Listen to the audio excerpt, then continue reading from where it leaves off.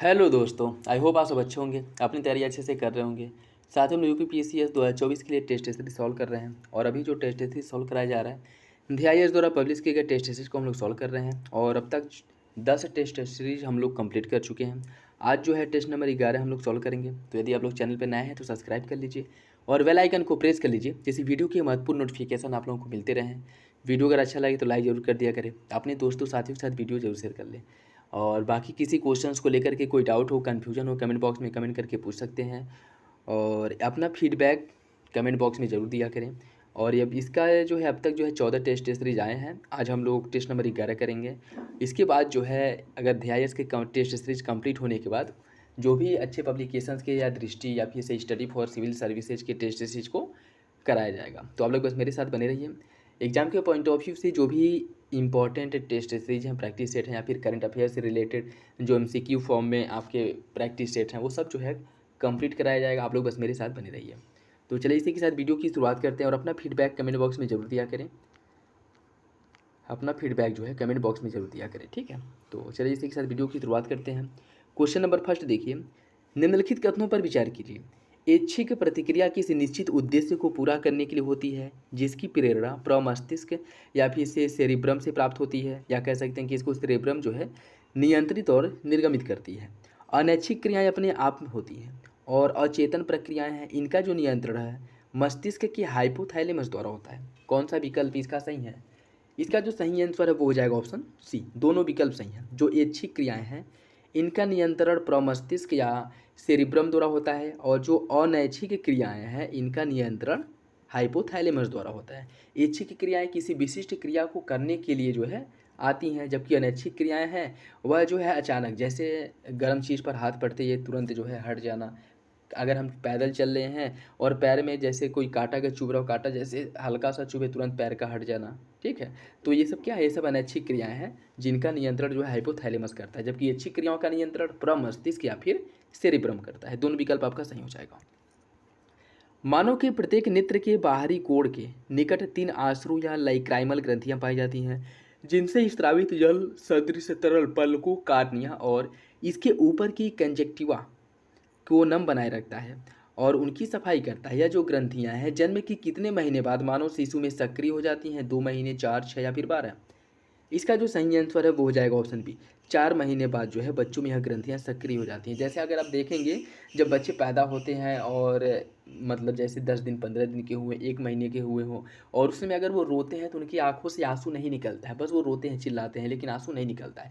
आंसू जो निकलता है कुछ समय, कुछ महीनों के बाद निकलता है, अर्थात 4 महीने तक इनके अंदर जो है ये जो लाइक्राइमल ग्रंथियां हैं सक्रिय नहीं रहती हैं, जिस कारण आंसू नहीं निकलता है। लेकिन 4 महीने के बाद ये लाइक्राइमल ग्रंथियां जो सक्रिय हो जाती हैं, जिसके बाद जो है उनको रोने पर आंसू भी निकलता है, ठीक है। तो ऑप्शन बी इसका सही हो जाएगा। नेक्स्ट देखिए, इसमें सूची फर्स्ट को सूची सेकंड से सुनिश्चित करना। कुछ विटामिन दिए गए हैं और रोग दिया गया है।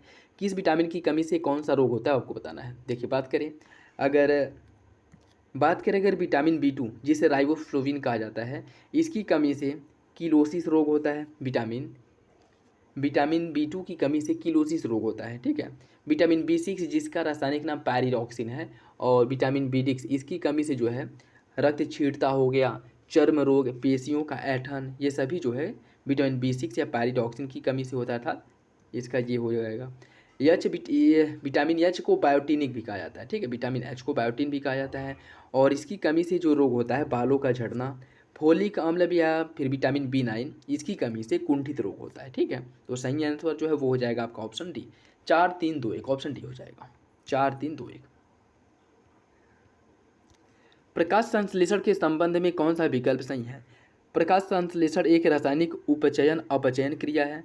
इस क्रिया में जल के अणुओं का अपचयन और कार्बन डाइऑक्साइड के अणुओं का जल के अणुओं का उपचयन और कार्बन डाइऑक्साइड के अणुओं का अपचयन होता है। इस क्रिया में सूर्य के प्रकाश की विकिरण ऊर्जा कार्बोहाइड्रेट में संचित होती है। कौन सा विकल्प इसका सही है? देखिए, इसका जो सही आंसर है वो हो जाएगा आपका ऑप्शन ए। तीनों विकल्प सही हैं। प्रकाश संश्लेषण के बारे में तीनों विकल्प सही हैं, ऑप्शन ए हो जाएगा। नेक्स्ट देखिए, भूमिगत तने का प्रकार, मतलब कुछ है भूमिगत तने का प्रकार दिया गया, उसका उदाहरण दिया गया। तो कौन भूमिगत तना है, कौन क्या है, उसे आपको सम्मिलित करना है, ठीक है। बात करें अगर कंद जो है किसका उदाहरण है? कंद जो है यह आलू का उदाहरण है। और सलकंद की बात करें शलकंद जो है यह प्याज का उदाहरण है, घनकंद जो है यह बंडा, और प्रकंद जो है हल्दी। ठीक है, सही आंसर हो जाएगा 3 4 1 2, 3 4 1 2। इसमें भी अगर देखें तो कंद के अंतर्गत आलू आ जाता है, और शलकंद के अंतर्गत जैसे प्याज, लहसुन, लीली। घनकंद के अंतर्गत बंडा, अरबी, जमीकंद और केसर जो है यह घनकंद के अंतर्गत आते हैं, और प्रकंद के अंतर्गत हल्दी, अदरक, काली मिर्च और फर्न जो है यह इसके अंतर्गत आ जाते हैं। इसका आपका सही आंसर हो जाएगा ऑप्शन बी। निम्नलिखित कथनों पर विचार कीजिए। दूरी को प्रदर्शित करने के लिए दिशा एवं परिमाण दोनों की आवश्यकता होती है। दूरी एक अदिश राशि है। कौन सा विकल्प इसका सही है? इसका जो सही आंसर है वो हो जाएगा ऑप्शन बी। दूसरा सही है, पहला गलत है। दूरी एक सदिश राशि है, और दूरी को प्रदर्शित करने के लिए केवल परिमाण की आवश्यकता होती है, दिशा की आवश्यकता नहीं होती है। ठीक है, और सही आंसर क्या हो जाएगा? ऑप्शन बी हो जाएगा। ठीक, अदिश राशियाँ वे राशियाँ होती हैं जिनको प्रदर्शित करने के लिए केवल परिमाण की आवश्यकता होती है, जबकि सदिश राशियों को प्रदर्शित करने के लिए दिशा के साथ साथ परिमाण की भी आवश्यकता हो। दूरी जो है यह एक अदिश राशि है, तो इसे केवल परिमाण की आवश्यकता होती है। सही आंसर हो जाएगा ऑप्शन बी। यदि किसी वस्तु का प्रारंभिक वेग समान हो तो उसे क्षैतिज से किस कोण पर फेंकने पर वह वस्तु अधिकतम दूरी तय करेगी? 30 डिग्री, 60, 45 या फिर 90? इसका सही आंसर हो जाएगा ऑप्शन सी, 45। निम्नलिखित कथनों पर विचार कीजिए। किसी अंतरिक्ष यान में यात्रा कर रहा व्यक्ति भारहीनता का अनुभव करता है। यान की सतह द्वारा यात्री पर कोई प्रतिक्रिया बल नहीं लगाया जाता है। कौन सा विकल्प इसका सही है? इसका जो सही आंसर है वो हो जाएगा ऑप्शन ए। कथन और कारण दोनों से यहाँ रेखा सही व्याख्या करता है। देखिए, धरती पर व्यक्ति को अपने शरीर भार में जो है अधिकता, या कह सकते हैं कि उसका भार प्रदर्शित होता है कि उसके भार में वृद्धि हुई या फिर से उसका भार जो है कितना है, लगभग अनुमान लगता है। क्यों? क्योंकि उसके ऊपर आकर्षण बल कार्य करता है। लेकिन जब हम अंतरिक्ष में जाते हैं और किसी यान में अगर हम बैठे तो वहाँ पे भारहीनता का अनुभव होता है। ठीक है, मतलब कोई भी प्रतिक्रिया बल, या कह सकते हैं गुरुत्वाकर्षण बल कार्य नहीं करता है, जिस कारण यात्री पर प्रतिक्रिया बल का अनुभव नहीं होता है। ठीक है, तो दोनों विकल्प आपका सही हो जाएगा। निम्नलिखित कथनों पर विचार कीजिए। ब्रोमीन एक ऐसा अधात्विक तत्व है जो सामान्य ताप पर द्रवावस्था में पाया जाता है। लिथियम सबसे हल्की धातु है। इसका सही आंसर क्या है? इसका जो सही आंसर है वो हो जाएगा ऑप्शन सी। दोनों विकल्प आपका सही है, दोनों विकल्प सही है। सुभाष चंद्र बोस के संबंध में कौन सा विकल्प सही है? सुभाष चंद्र बोस 1938 ईस्वी में 43 वर्ष की आयु में कांग्रेस की हरिपुरा अधिवेशन के अध्यक्ष चुने गए थे। सुभाष चंद्र बोस ने 1939 में फॉरवर्ड ब्लॉक की स्थापना की थी।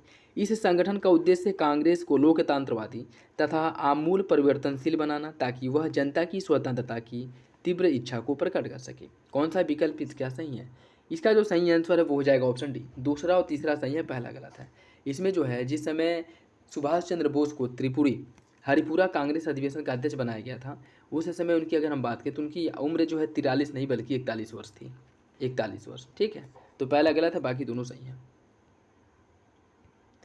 हंटर शिक्षा आयोग के संबंध में कौन सा विकल्प सही है? इस आयोग के गठन का एक कारण यह था कि इंग्लैंड में पादरी लोग यह प्रचार कर रहे थे कि भारत में शिक्षा चार्ल्स वुड के पत्रों के प्रस्ताव के अनुसार नहीं हो रहा है। इस आयोग को केवल प्राथमिक और माध्यमिक शिक्षा की समीक्षा करनी थी। इस आयोग ने अपने सुझाव में कहा कि प्राथमिक शिक्षा स्थानीय भाषा में हो और उपयोगी विषय दी जाए। प्राथमिक पाठशालाओं का नियंत्रण वह संस्थापित जो है जिला और जो नगर बोर्ड है उनको दे दिया जाए। कौन सा विकल्प हंटर आयोग के बारे में सही है? इसका जो सही आंसर है वो हो जाएगा ऑप्शन ए। सभी विकल्प जो है हंटर आयोग के बारे में सही, और इसका गठन कब किया गया था? इसका जो गठन है रिपन के समय में 1882 में हंटर आयोग का गठन किया गया था। ठीक, तो ये भी याद रखिएगा, इंपॉर्टेंट है। सही सभी विकल्प जो है हंटर आयोग के बारे में सही है। कांग्रेस के प्रथम अधिवेशन के संबंध में कौन सा विकल्प सही है? यह अधिवेशन मुंबई के ग्वालियर टैंक में स्थित गोकुलदास तेजपाल संस्कृत कॉलेज में हुआ था। इसी समय दादा भाई नौरोजी के सुझाव पर इसका नाम बदल करके भारतीय राष्ट्रीय कांग्रेस रखा गया था। इस अधिवेशन में कुल 72 प्रतिनिधि भाग लिए थे, जिसमें सबसे अधिक प्रतिनिधि जो है मुंबई प्रेसिडेंसी थे। पहले में यह अधिवेशन पूरे होने वाला था, लेकिन बाद में जब प्लेग रोग के फैल जाने के कारण इसके स्थान को बदल दिया गया। कौन सा विकल्प कांग्रेस अधिवेशन के बारे में सही है? इसका जो सही आंसर है वो हो जाएगा आपका ऑप्शन 1 2 4 ऑप्शन बी हो जाएगा। इसका जो सही आंसर है वो हो जाएगा ऑप्शन बी, 1 2 4। देखिए, इसकी अगर हम बात करें, इसमें जो है कुल 72 प्रतिनिधि भाग लिए थे। ठीक है, कुल 72 प्रतिनिधि भाग लिए थे, लेकिन मुंबई प्रेसिडेंसी से अगर हम बात करें तो मुंबई प्रेसिडेंसी से कुल सदस्यों की संख्या 38 थी, न कि 39। ठीक, 38 थी। और दूसरे नंबर पे मद्रास प्रेसिडेंसी थी, जहाँ से सदस्यों की संख्या 21 थी। बंगाल प्रेसिडेंसी से 3, उत्तर प्रदेश और अवध प्रेसिडेंसी वो दोनों एक ही होता था, और यहाँ से जो है सदस्यों की संख्या 7 थी। यह इंपॉर्टेंट याद रखिएगा, ठीक है। उत्तर प्रदेश या अवध प्रेसिडेंसी, इससे रिलेटेड क्वेश्चंस बना है कि पहले जो अधिवेशन हुआ था कांग्रेस का, उसमें उत्तर प्रदेश से कितने लोगों ने भाग लिया था, तो 7 लोगों ने इसमें भाग लिया था, ठीक है। और पंजाब प्रेसिडेंसी से 3 लोगों ने भाग लिया था, पंजाब प्रेसिडेंसी से 3 लोगों ने, ठीक। इसका जो सही आंसर है वो हो जाएगा ऑप्शन बी। निम्नलिखित में से कौन से विद्वान हर्षवर्धन के राज दरबार से संबंधित है? किसका संबंध जो है हर्षवर्धन के राज दरबार से है? वाणभट्ट, जयसेन, मयूर या फिर हरिदत्त? इसका जो सही आंसर है क्या होगा? इसका सही आंसर हो जाएगा ऑप्शन ए। ये सभी विद्वान जो है हर्षवर्धन के दरबार में रहते थे, सभी विद्वान हर्षवर्धन के दरबार में रहते थे। जिसमें अगर हम बात करें वाणभट्ट, मयूर, हरिदत्त, जयसेन, ये सभी जो है, जिसमें से नागानंद रत्नावली और प्रियदर्शिका, इसकी रचना जो है हर्षवर्धन द्वारा 3 पुस्तकों की रचना की गई थी। हर्षवर्धन ने नागानंद, रत्नावली और प्रियदर्शिका 3 पुस्तक की रचना की थी। बाणभट्ट जो थे वो हर्षवर्धन के दरबारी कवि थे, और इनके द्वारा जो है हर्षचरित और कादंबरी की रचना की गई थी। मयूर ने मयूर शतक और सूर्य शतक नामक पुस्तक की रचना की थी, ठीक है। बाकी हरिदत्त और जयसेन, ये भी जो है जो हर्षवर्धन है इनके दरबार में रहते थे, ठीक है। तो सभी विकल्प जो है सही हो जाएगा। निम्नलिखित कथनों पर विचार कीजिए। कैबिनेट मिशन ने संविधान सभा के गठन के संबंध में वयस्क मताधिकार पर आधारित निर्वाचन से इनकार कर दिया। कैबिनेट मिशन भारत में वयस्क मताधिकार की व्यवस्था लागू नहीं करना चाहती थी। कौन सा विकल्प इसका सही है? इसका जो सही आंसर है वो हो जाएगा आपका ऑप्शन ए।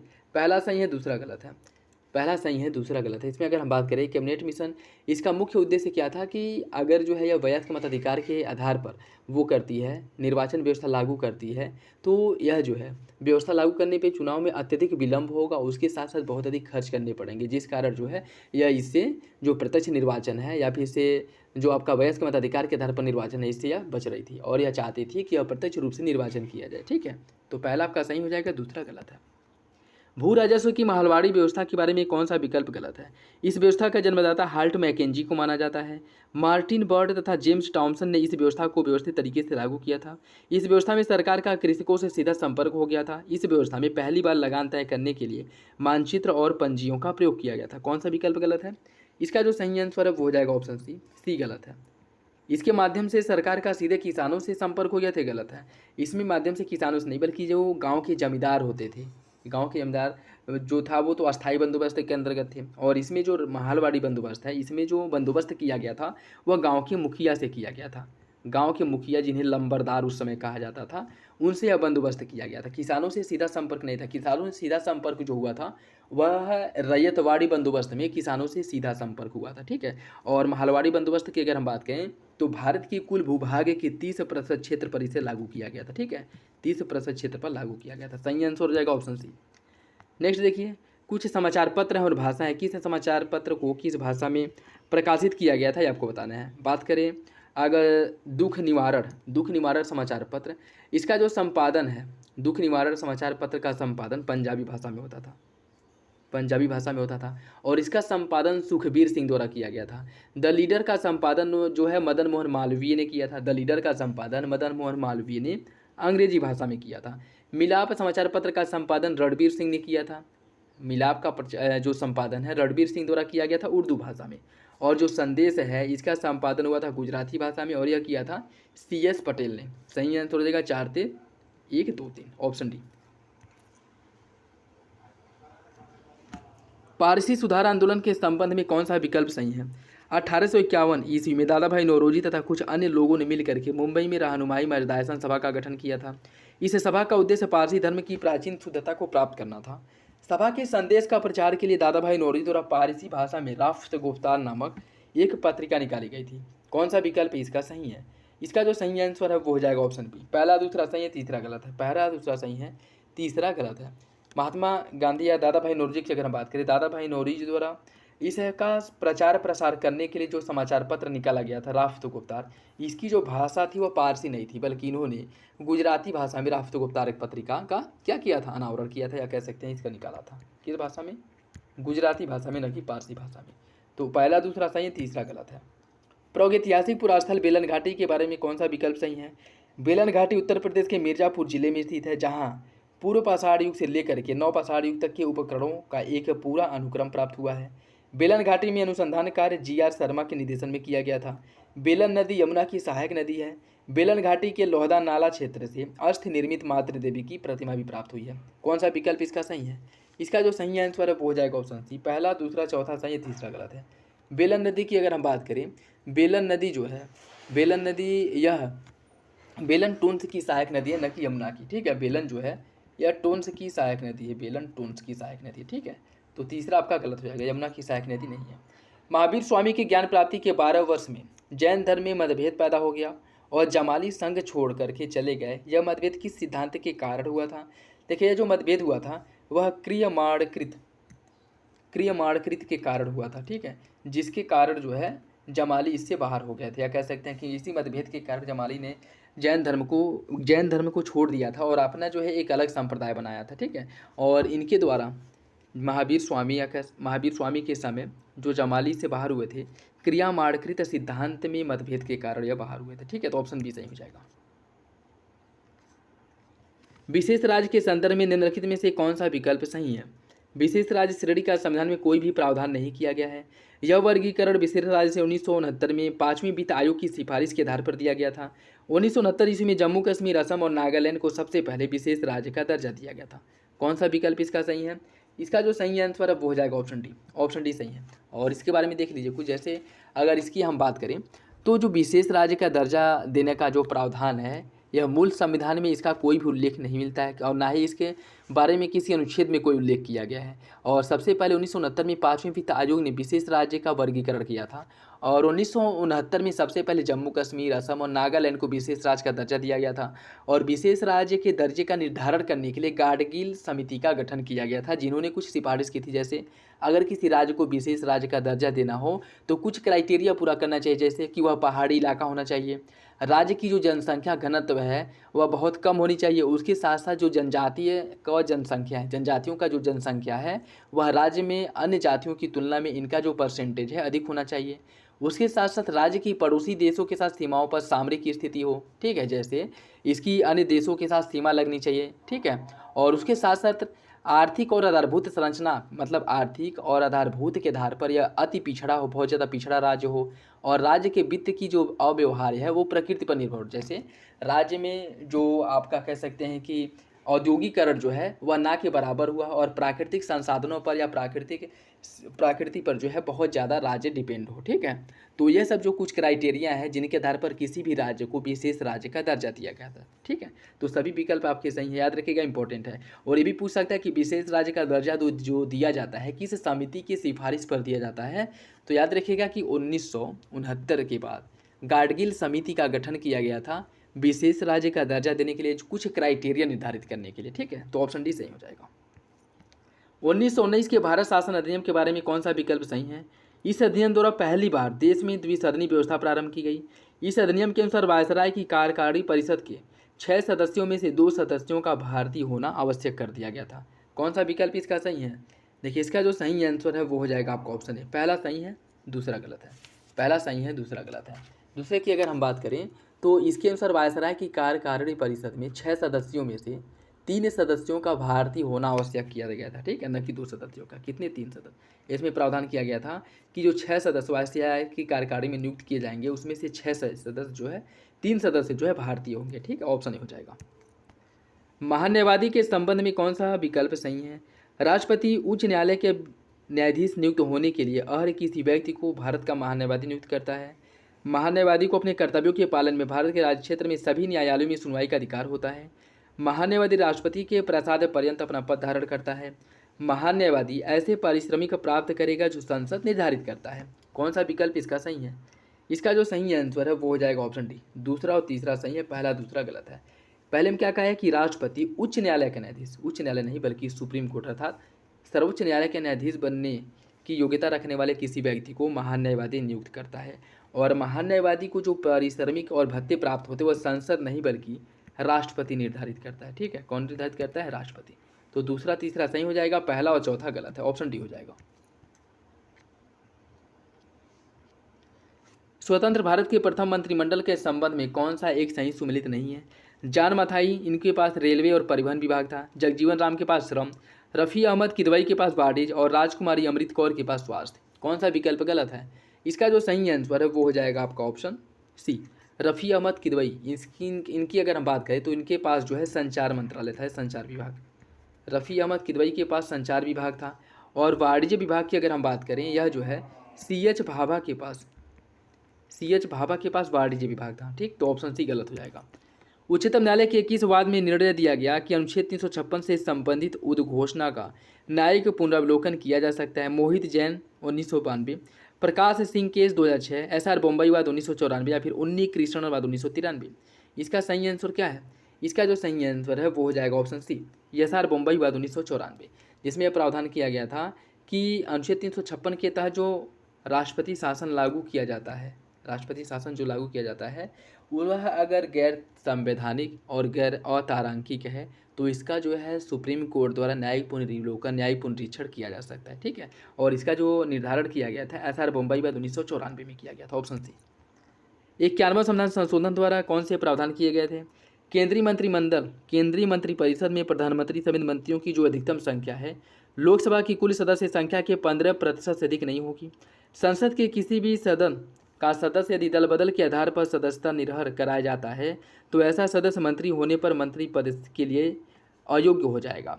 10वीं सूची में वर्णित उपबंध जिसके अनुसार यदि किसी दल के 1/3 सदस्य दल बदल करते हैं तो उन्हें अयोग्य घोषित नहीं किया जा सकता। कौन सा विकल्प इसका सही है? इसका जो सही आंसर है वो हो जाएगा आपका ऑप्शन बी हो जाएगा। ठीक है, पहला दूसरा सही है, तीसरा गलत है। यह 1/3 नहीं बल्कि 2/3 है। ठीक, तो ऑप्शन बी सही हो जाएगा। एमनेस्टी इंटरनेशनल के संबंध में कौन सा विकल्प सही है? एमनेस्टी इंटरनेशनल की स्थापना 1961 में की गई थी और इसका मुख्यालय लंदन में है। यह महिला अधिकारों के संरक्षण से संबंधित एक विश्वव्यापी गैर सरकारी संगठन है। कौन सा विकल्प इसका सही है? इसका जो सही आंसर है एमनेस्टी इंटरनेशनल के बारे में, ऑप्शन ए सही हो जाएगा। पहला सही है, दूसरा आपका गलत है, दूसरा गलत है। इसकी स्थापना 1961 में की गई थी, मुख्यालय इसका लंदन में है और यह जो है इसका मुख्यालय लंदन में है और यह विश्वव्यापी गैर सरकारी संगठन है जो मानवीय या मानवाधिकारों के संरक्षण पर कार्य करता है। ठीक है, मानवाधिकारों पर, न कि महिला अधिकारों नहीं बल्कि मानवाधिकार संरक्षण के उद्देश्य से कार्य करता है। ठीक, ऑप्शन ए सही हो जाएगा। राष्ट्रीय अनुसूचित जाति आयोग के संबंध में कौन सा विकल्प सही नहीं है? 89वें संविधान संशोधन नियम के द्वारा राष्ट्रीय अनुसूचित जाति एवं जनजाति आयोग को 2 भागों में बांट दिया गया और इनके लिए अलग अलग जो आयोग हैं इनका गठन किया गया। राष्ट्रीय अनुसूचित जाति आयोग में अध्यक्ष सहित कुल सदस्यों की संख्या 7 होती है। उनकी सेवा शर्तें और कार्यकाल राष्ट्रपति द्वारा निर्धारित किया जाता है। यह आयोग अपनी रिपोर्ट राष्ट्रपति को सौंपता है। कौन सा विकल्प गलत है?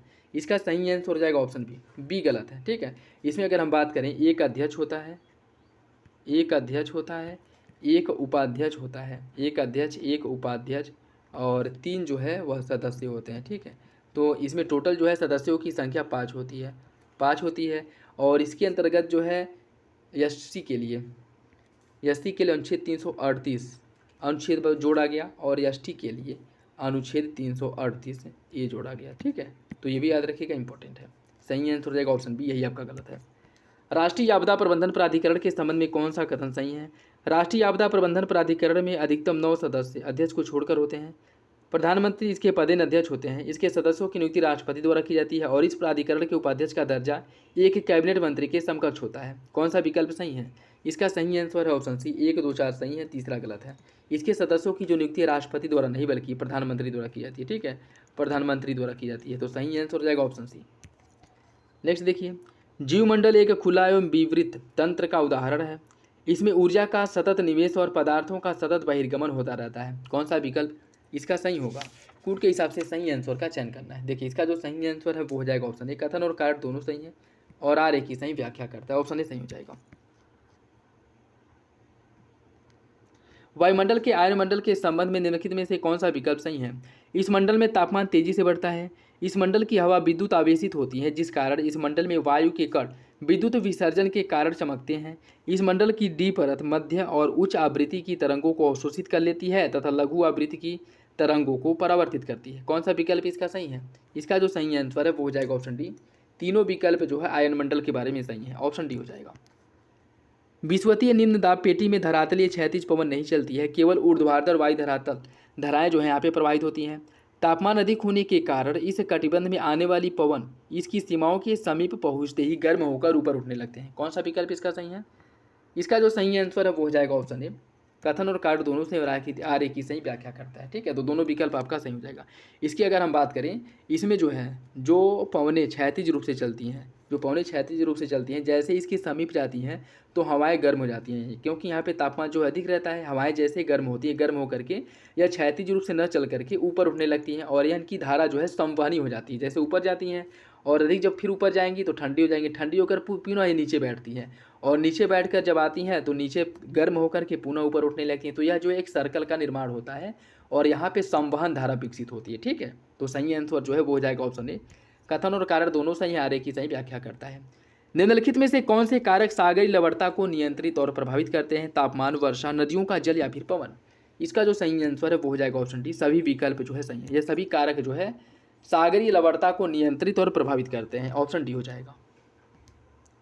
कनाडा में स्थित निम्नलिखित झीलों को उत्तर से दक्षिण क्रम में व्यवस्थित कीजिए। अथाबास्का और ग्रेट स्लेव लेक, विनिपेग और ग्रेट बियर। इन्हें जो है आपको उत्तर से दक्षिण क्रम में व्यवस्थित करना है। इनकी अगर हम बात करें तो सबसे पहले आ जाएगा आपका ग्रेट बियर लेक आ जाएगा। उसके बाद है बृहत स्लेव झील या ग्रेट स्लेव झील है, ग्रेट स्लेव लेक। ठीक है, ग्रेट स्लेव आ जाएगा दूसरे नंबर पे।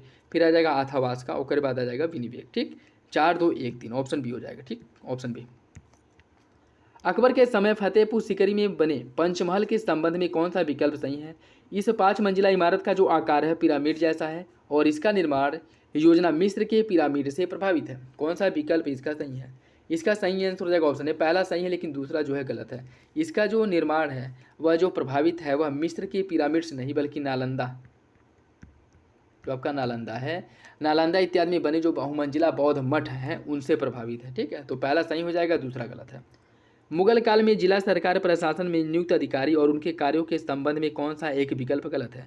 अमल गुजार यह जिले का वित्त अधिकारी होता था। विदिक्ची भूमि और लगान संबंधी सभी कागजात तैयार करता था। ठेकेदार जिले का प्रमुख अधिकारी जो शांति और व्यवस्था बनाए रखता था। और खजानदार जो है यह सरकारी खजाने की सुरक्षा करता था। कौन सा विकल्प गलत है? इसका जो सही आंसर है वो हो जाएगा आपका ऑप्शन सी, ठेकेदार।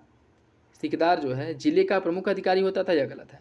बात करेगा ठेकेदार की, ठेकेदार जो है यह जिले था सरकार का नहीं बल्कि परगना का प्रमुख अधिकारी होता था। ठीक है, परगना का, जबकि जिले का या कह सकते हैं जिसे जिले के उस समय जो है सरकार कहा जाता था। इसका जो प्रमुख अधिकारी होता था वह जो है फौजदार होता था।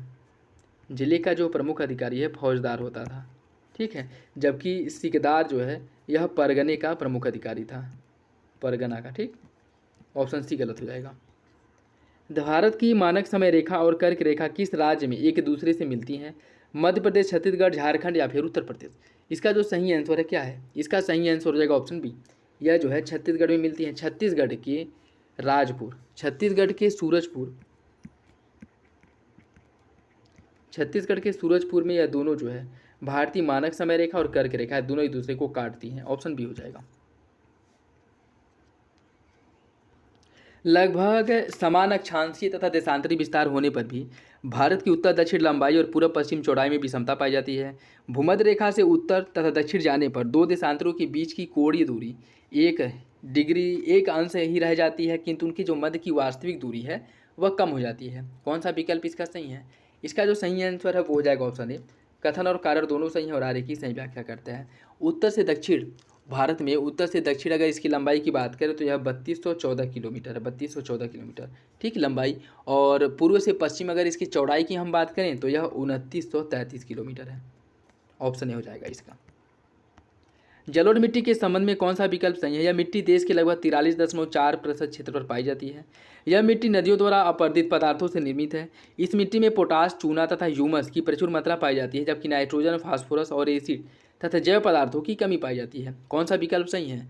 इसका सही आंसर है ऑप्शन डी। पहला दूसरा सही है, तीसरा गलत है। इस मिट्टी की अगर हम बात करें, इसमें जो जलोढ़ मिट्टी है इसमें मुख्य रूप से पोटास, एसिड, चूना और जैव पदार्थों की प्रचुरता पाई जाती है, लेकिन नाइट्रोजन और ह्यूमस का अभाव पाया जाता है। ठीक है, और इसमें क्या दिया है कि पोटास, चूना और ह्यूमस प्रचुर मात्रा में पाया जाता है, जो कि गलत है। ह्यूमस का इसमें अभाव पाया जाता है, ह्यूमस का अभाव पाया जाता है। तो पहला दूसरा सही हो जाएगा, तीसरा गलत है। निम्नलिखित में से कौन सी नदी उत्तर प्रदेश के 2 जिलों लखीमपुर और बहराइच की सीमा बनाती है? काली शारदा नदी, घाघरा, करनाली, रामगंगा या फिर टूंस? इसका सही आंसर है ऑप्शन बी घाघरा या फिर करनाली नदी जो है यह लखीमपुर और बहराइच के बीच सीमा बनाती है। ऑप्शन बी हो जाएगा। नेक्स्ट देखिए, इसमें सूची फर्स्ट को सूची सेकंड से सम्मिलित करना है, सूची फर्स्ट को सूची सेकंड से सम्मिलित करना है। सरहिंद नहर का निर्माण कहाँ पे किया गया है? इसका सरहिंद नहर का निर्माण जो है सतलज नदी पर किया गया है, ठीक है। और गुड़गांव नहर का निर्माण किया गया है यमुना नहर पर। त्रिवेणी नहर का निर्माण गंडक और मिदनापुर नहर का निर्माण कोसी नदी पर किया गया है, जिसमें सरहिंद नहर जो है पंजाब राज्य में सतलज नदी पर निर्मित है, गुड़गांव नहर हरियाणा में यमुना नदी पर, त्रिवेणी नहर बिहार में गंडक नदी पर और मिदनापुर नहर जो है पश्चिम बंगाल में कोसी नदी पर निर्मित है, ठीक है। इसका जो सही आंसर वो हो जाएगा ऑप्शन सी 4 3 2 1। देखिए नहरों का निर्माण जो है किस नदी पर किया गया है, इसके साथ साथ किस राज्य में यह नहर निर्मित है वो भी याद रखिएगा, ठीक है। राज्यों से रिलेटेड भी क्वेश्चन बन सकता है। UNWF अर्थात United nation forum on forest का गठन 2000 में किया गया था और यह जो है सहायक निकाय के रूप में यूएनओ के आर्थिक सामाजिक परिषद द्वारा इसका गठन किया गया था। इस संगठन का उद्देश्य सभी तरह के वनों का संरक्षण, प्रबंधन और सतत विकास को बढ़ावा देना है। कौन सा विकल्प इसका सही होगा? और इसका मुख्यालय जो है पेरिस में है। आपको बताना है कौन सा विकल्प सही है। इसका सही आंसर हो जाएगा ऑप्शन है पहला, दूसरा सही है, तीसरा गलत है। इसका जो मुख्यालय है वो पेरिस में नहीं बल्कि न्यूयॉर्क में है, ठीक है, न्यूयॉर्क में, न्यूयॉर्क में, ठीक। ऑप्शन ए हो जाएगा, पहला दूसरा सही है, तीसरा गलत है। उत्तर प्रदेश में मुख्यमंत्री कन्या सुमंगला योजना के बारे में कौन सा कथन गलत है? इस योजना का प्रारंभ अक्टूबर 2019 में किया गया था। इस योजना का लाभ प्राप्त करने के लिए आवश्यक है कि परिवार की वार्षिक आय 3 लाख रुपए से अधिक न हो। इस योजना के तहत 12वीं या डिप्लोमा तक अलग अलग चरणों में कुल 35,000 रुपये की सहायता दी जाती है और यह लाभ केवल 2 बेटियों तक ही प्राप्त है। कौन सा विकल्प इसका गलत है? इसका जो सही आंसर है वो हो जाएगा आपका ऑप्शन सी। इसके अंतर्गत 35 लाख नहीं बल्कि 25,000 रुपये, 25,000 रुपये प्रदान किया जाता है, ठीक है। कितना? 25,000 रुपये, ठीक। तो सही आंसर जो है वो हो जाएगा आपका ऑप्शन सी गलत है। दोस्तों वीडियो अगर अच्छा लगे तो लाइक ज़रूर कर दिया करें, अपने दोस्तों साथियों के साथ वीडियो शेयर कर लें और किसी भी क्वेश्चंस को लेकर के कोई डाउट हो तो कमेंट बॉक्स में कमेंट करके जरूर पूछ लें। प्रधानमंत्री मुद्रा योजना के बारे में कौन सा विकल्प सही है? प्रधानमंत्री मुद्रा योजना अप्रैल 2016 में प्रारंभ किया गया था। वित्तीय वर्ष 24-25 के अनुसार अब इस योजना के तहत 20 लाख रुपए तक का ऋण दिया जाएगा, ठीक है। कौन सा विकल्प इसका सही है? इसका जो सही आंसर है वो हो जाएगा आपका ऑप्शन बी, ऑप्शन बी। दूसरा सही है, पहला गलत है। प्रधानमंत्री मुद्रा योजना की अगर हम बात करें, इसकी जो शुरुआत की गई थी प्रधानमंत्री मुद्रा योजना की, इसका शुरुआत 2015 में हुआ था। कब हुआ था? 2015 में। तो सही आंसर जो है वो हो जाएगा आपका ऑप्शन बी। दूसरा सही है, पहला गलत है। बजट 2024-25 के अनुसार कृषि क्षेत्र के संबंध में कौन सा कथन सही है? 45% भारतीय कृषि क्षेत्र में काम कर रहे हैं। भारत के जीडीपी में कृषि का जो योगदान है 18.1% है। अगले 2 वर्षों में 1 करोड़ किसानों को नेचुरल फार्मिंग की ट्रेनिंग दी जाएगी और नेचुरल फार्मिंग के लिए 10,000 बायो इनपुट रिसोर्स सेंटर बनाए जाएंगे। कौन सा विकल्प इसका सही है? इसका सही आंसर हो जाएगा ऑप्शन ए, सभी विकल्प जो है सही है। एग्रीकल्चर या कृषि क्षेत्र के बारे में जो बजट 2024-25 में प्रावधान किया गया है उससे संबंधित सभी विकल्प सही। इंपॉर्टेंट है, यह फैक्ट याद रखिएगा, ठीक है। बजट 2024-25 के अनुसार सरकार की आय के महत्वपूर्ण स्रोत कौन से हैं? इन्हें जो है कालक्रम में आपको मतलब कूट के हिसाब से सही आंसर का चयन करना है, मतलब क्रम से लगाना है। इसकी अगर हम बात करें तो सबसे अधिक सरकार को जो प्राप्त होता है, सरकार को सबसे अधिक जो प्राप्त होती है वह उधार से प्राप्त होता है, उधार इसमें नहीं है। आयकर का योगदान जो है 19% है, आयकर का योगदान 19% है और जीएसटी का जो योगदान है वह 18% है, 18%। इसके बाद जो है आपका निगम कर है जिसका योगदान है 17% और केंद्रीय उत्पाद शुल्क का जो योगदान है यह 5% है। अगर इसमें ऋण भी होता, उधार या अन्य देयताएँ, तो वह पहले नंबर पे आता है जिसका योगदान जो है 27% है सबसे अधिक, ठीक। तो इसका जो सही आंसर वो हो जाएगा ऑप्शन सी 4 1 2 3, ऑप्शन सी हो जाएगा। बजट 2024-25 के अनुसार विभिन्न क्षेत्रों के लिए आवंटित बजट के संबंध में कौन सा एक कथन गलत है? रक्षा क्षेत्र के लिए 4,54,773 करोड़ रुपये का प्रावधान किया गया है। ग्रामीण विकास के लिए 2,65,808 करोड़ रुपये, शिक्षा के लिए 1,25,638 करोड़ रुपये का आवंटन किया गया और स्वास्थ्य के लिए 86,287 करोड़ रुपये का आवंटन किया गया। आपको बताना है कौन सा विकल्प गलत है। देखिए इसका जो सही आंसर है वो हो जाएगा ऑप्शन डी। स्वास्थ्य के लिए अगर हम बात करें, स्वास्थ्य के लिए जो खर्च किया गया है 89,287, 86 नहीं बल्कि 89,287 करोड़ रुपए का आवंटन किया गया, ठीक है। ऑप्शन डी इसका गलत हो जाएगा। और इसमें अगर हम देखें रक्षा क्षेत्र की बात करें, रक्षा क्षेत्र में 4,04,00,000 54,773 करोड़ रुपये, जो इसमें से सबसे अधिक है।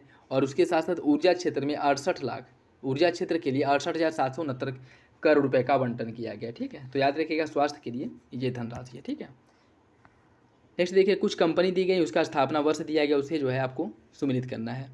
इसमें अगर हम बात करें इंडियन टेलीफोन इंडस्ट्री, इसका जो स्थापना किया गया था यह 1950 में हुआ था। 1950 में हुआ था। भारत इलेक्ट्रॉनिक लिमिटेड 1954 में स्थापित हुआ था। इलेक्ट्रॉनिक कॉरपोरेशन ऑफ इंडिया, इसका स्थापना किया गया था 1970 में।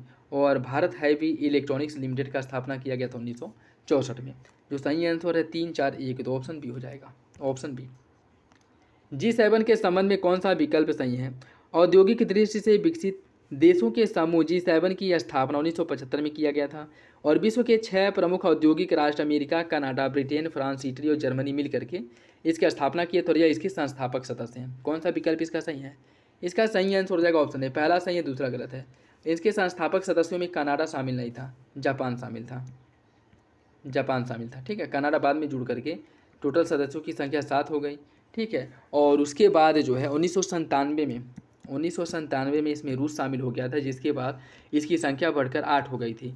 लेकिन 2014 में रूस द्वारा जो यूक्रेन पर हमला करके क्रीमिया पर अधिग्रहण कर लिया गया था क्रीमिया का, उसके बाद जो है इसे G7 देशों से, जो G8 देश हैं उससे बाहर करके फिर पुनः जो है या जो G7 कंट्री बन गया। ठीक है, तो पहला आपका सही हो जाएगा, दूसरा गलत है।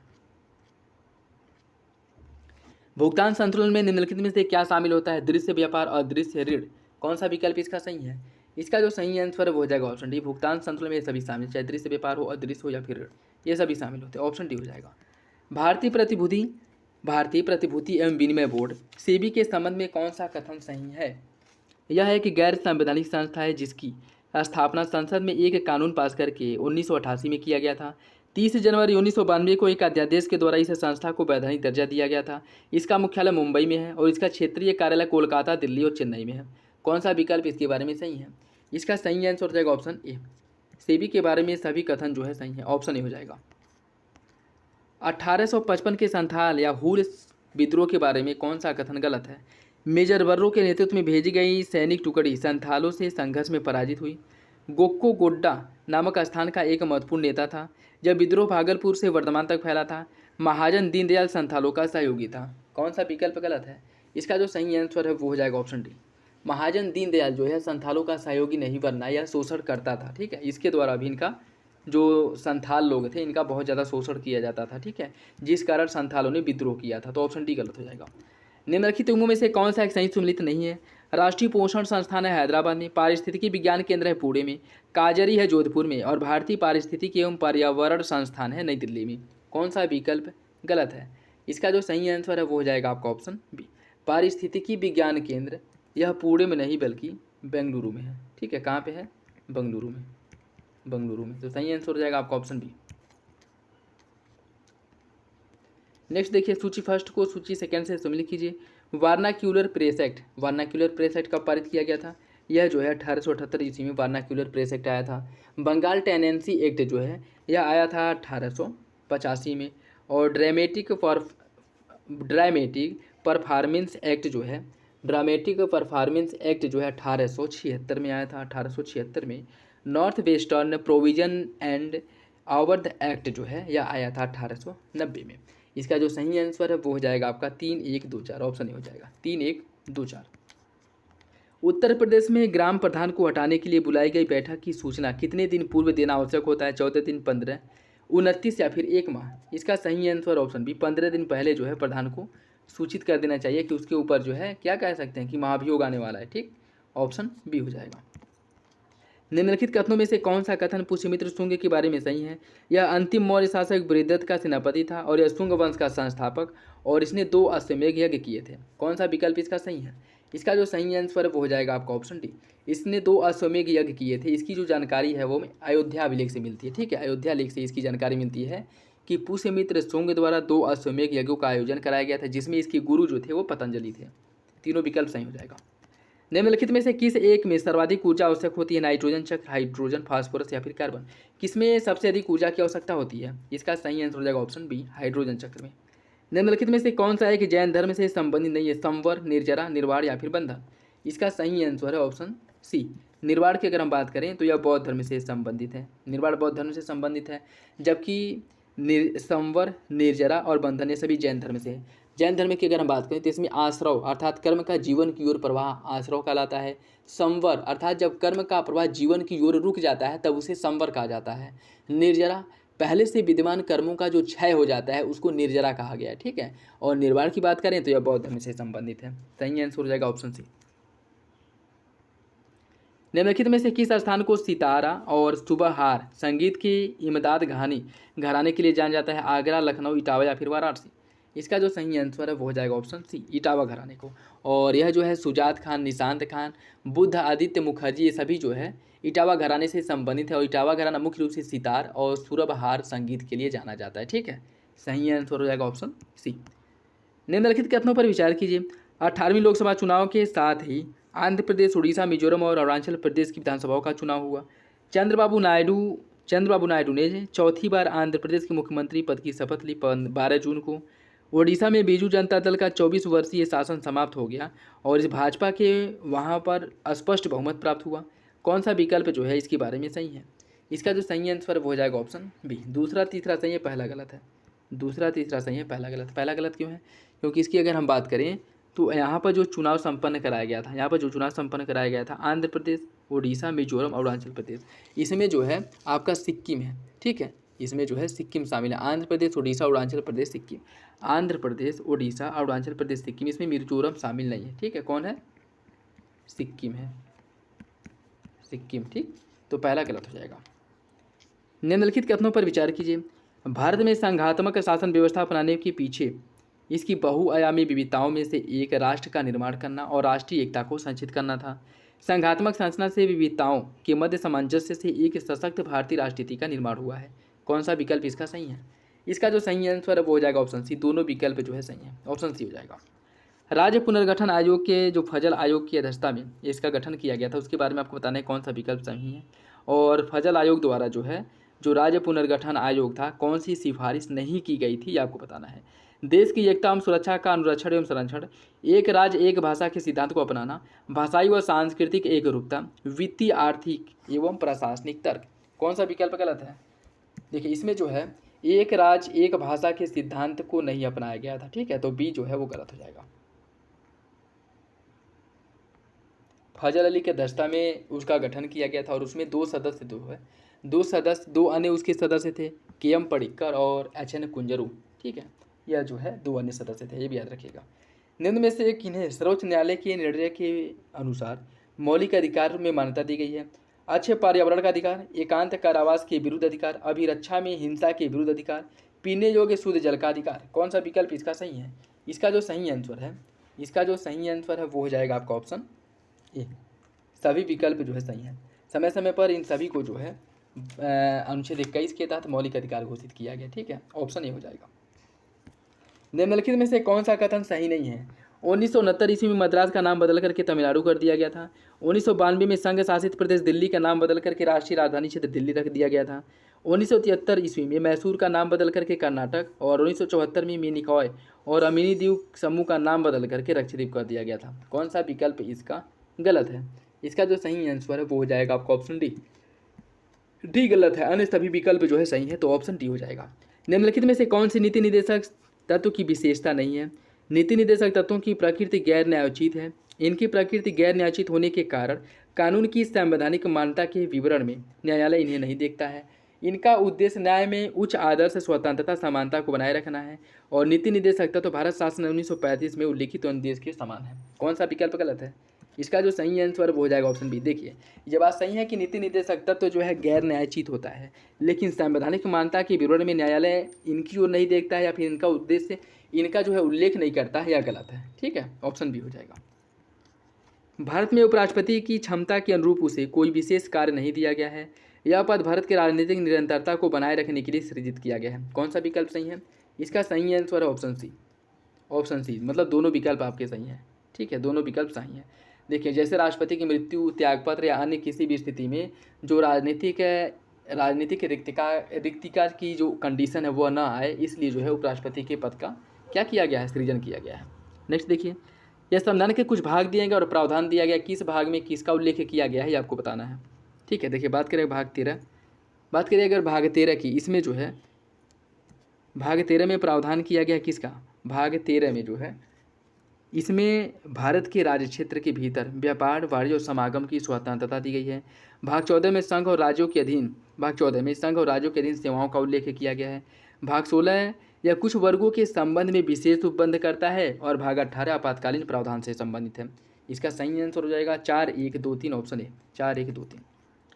भारतीय संविधान के किस अनुच्छेद में इस बात का वर्णन किया गया है कि कोई मंत्री जो निरंतर 6 माह तक किसी अवधि तक संसद के किसी सदन का सदस्य नहीं रहता है, उसे अवधि समाप्त होने के बाद मंत्री पद से हटा दिया जाएगा। अनुच्छेद 74 सब क्लोज 2, 75 सब क्लोज 2, 74 सब क्लोज फर्स्ट या 75 सब क्लोज 5। इसका जो सही आंसर है वो हो जाएगा ऑप्शन डी, ऑप्शन डी 75 सब क्लोज 5 में। ठीक, इसमें कहा गया है कि कोई भी मंत्री जो निरंतर 6 माह की किसी अवधि तक संसद के किसी भी सदन का सदस्य नहीं रहता है, यह जो है 6 माह की समाप्ति के बाद अपने पद से रिक्त हो जाएगा। अनुच्छेद 75 सब क्लोज 2 में कहा गया है कि मंत्री राष्ट्रपति के प्रसाद पर्यंत जो है कार्य करते हैं और पद धारण करते हैं।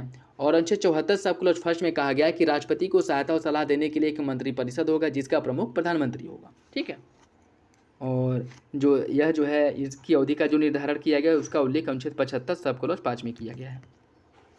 भारतीय संविधान में अल्पसंख्यक के शब्द को विधिवत परिभाषित किया गया है। अल्पसंख्यक आयोग एक सांविधिक निकाय है। कौन सा विकल्प इसका सही है? देखिए इसका जो सही आंसर वो हो जाएगा ऑप्शन डी, पहला गलत है दूसरा सही, पहला गलत है दूसरा सही। भारतीय संविधान में अल्पसंख्यक संविधान या अल्पसंख्यक जो शब्द है इसको परिभाषित नहीं किया गया है। अल्पसंख्यक आयोग का गठन जो है संसद द्वारा अल्पसंख्यक आयोग अधिनियम 1992 के तहत किया गया था और यह एक संवैधानिक नहीं बल्कि सांविधिक निकाय है। ठीक है, तो दूसरा आपका सही हो जाएगा, पहला गलत है। निम्नलिखित में से कौन से उच्चतम न्यायालय की अपीलीय क्षेत्र अधिकार के अंतर्गत आता है? 2 या 2 से अधिक राज्यों के बीच विवाद, संविधान की व्याख्या से संबंधित मामला, विशेष इजाजत अपील। आपको बताना है कौन सा विकल्प सही है। इसका जो सही आंसर वो हो जाएगा आपका ऑप्शन बी, दूसरा तीसरा सही, पहला गलत है।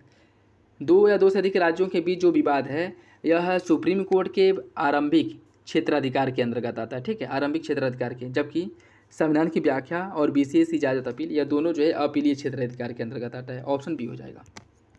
निम्नलिखित में से कौन सा विकल्प गलत है?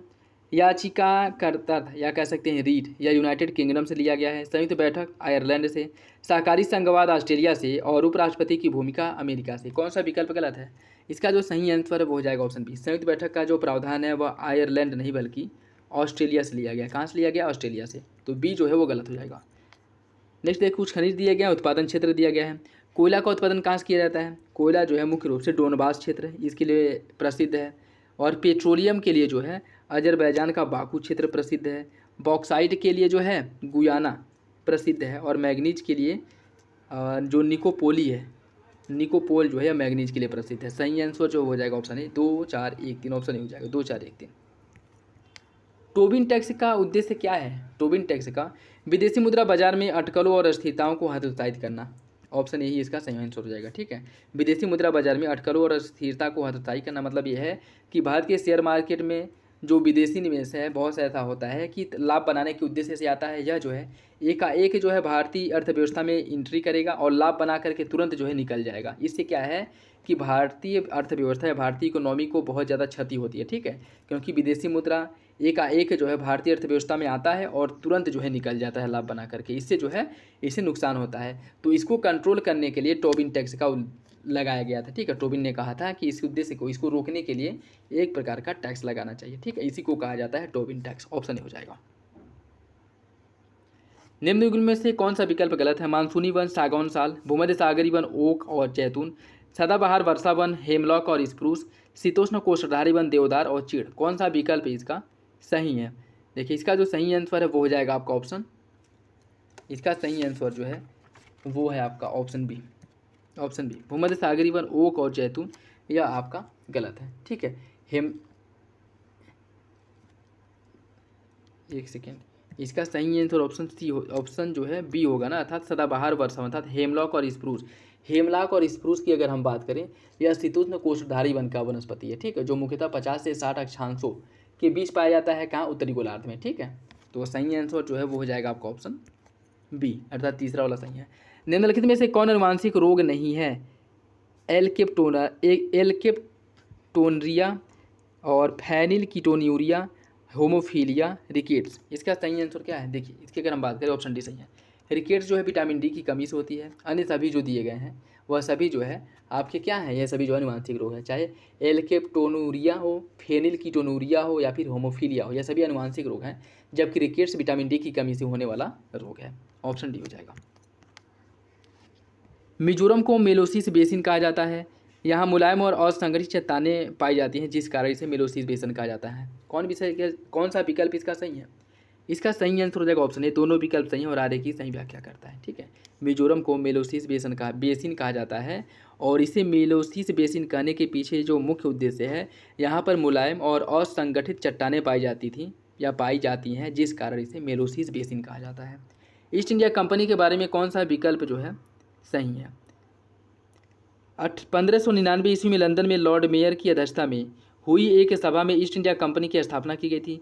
प्रारंभ से ही इसका उद्देश्य भारत तथा पूर्व देशों के साथ व्यापार करने के साथ साथ भारतीय राजनीति में भाग लेना था। इसका सही आंसर क्या है? इसका सही आंसर हो जाएगा ऑप्शन ए। पहला सही है, दूसरा गलत है। स्टार्टिंग में जो है ईस्ट इंडिया कंपनी केवल एक व्यापारिक कंपनी थी और इसका भारतीय राजनीति में हस्तक्षेप न करना यह उद्देश्य था कि भारतीय राजनीति से दूरी बनाए रखें, लेकिन समय के साथ जो है अपने प्रभुत्व बनाए रखने के लिए इसने भारतीय राजनीति में भी हस्तक्षेप करने लगी। ठीक है, तो पहला सही हो जाएगा, दूसरा गलत।